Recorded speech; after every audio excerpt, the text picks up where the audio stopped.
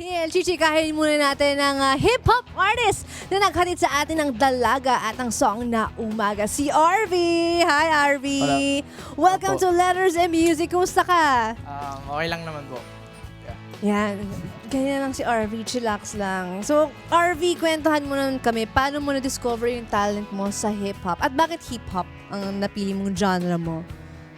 Kasi yung kuya ko po dati, mahilig talaga siya sa mga hip-hop na kanta like Glock 9, ganun. Tapos, yun po, parang nung bata ako, lagi kong nakikinig yun sa kuya ko. And, doon nagsimula na mahilig na din akong makinig sa mga ganong type ng kanta. Ganon mga type rap. ng music. Yeah. So, kita niyo naman kanina, ang galing ni RV mag-rap, hip-hop, di ba? Thank you po. Pero bukod dyan sa pagkanta, siya rin ay isang songwriter. RV, ikaw din ang nagsulat ng song na Dalaga na viral. Ang daming views on YouTube. Ang daming Thank you po, nakinig thank sa you song mo. Paano ba naisulat itong kantang ito? Meron ka bang inspirasyon na Dalaga? Meron. Meron. Yun, dinededicate ko to sa kanya. And, yeah. I love her so much. Kaya, ayun. Yee! Doon nabuo yung Dalaga. Ayun. At syempre, yun nga. Doon sa music video mo, suot mo yung sunglasses mo na yan. Yes. So, yun na yung naging trademark mo. Opo, parang- Paano naging yaan yung eyeglasses mo? Sunglass, di ba? Parang kulang. Ready. Summer ready si RV. Ayun, di ko alam pero ito yung naging, parang tumatak sa tao bilang, RV. Bilang ikaw. Ganun. Ayan. And then you have another song called Umaga, Umaga. which is ikaw din na nagsulat. Ano Opo. namang kwento ng song na ito? It's about a girl na, maganda yung ngiti niya. Parang nakukumpleto na yung buong umaga at araw mo. Something like that. Hanggang ano na yun, buong araw na pag Yeah. nakita mo siyang ngumiti. And itong si RV, guys, bata pa lang to, talagang natupad na yung hiling niya na maging artist. Ito na nga siya with us dito sa Letters and Music. Ikaw, RV, ano namang advice mo dun sa mga kapwa mo, kabataan na nag-aaral din naman, pero gusto rin mag-push through sa singing career, gusto nila magkaroon ng singing career, gusto nila maging artist. Ano yung advice mo para sa kanila? Tuloy nyo lang yan kasi yun,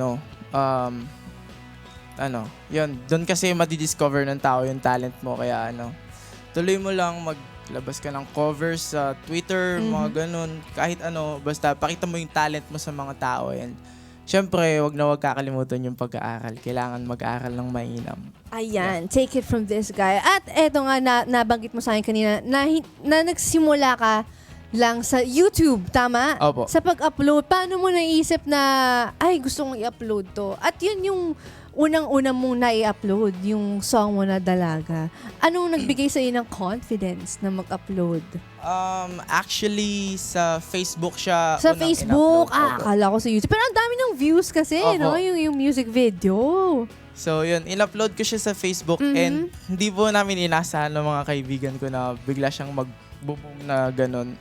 Kasi biglang dumami yung shares and nagulat talaga kami. Doon ko naisip na parang ilagay ko na rin sa YouTube para mas ma-promote something like that. Ayan, so cool. Kaya naman, RV, saan ba namin pwede pang mapakinggan yung iyong mga songs? Yung Dalaga, yung Umaga, and yung mga songs na ilalabas mo pa in the future? Stream Umaga and Dalaga on Apple Music, Spotify, and Apple Music and Spotify, tsaka sa YouTube. Panoorin nyo na rin yung official music video ng Umaga sa YouTube. And follow me on all my social media accounts at Official RV. I love you guys. Yay! Thank you so much, RV! At Thank you sana po. mapakinggan pa namin yung ibang mga songs na i-release mo in the future dito ulit sa Letters and Music Live.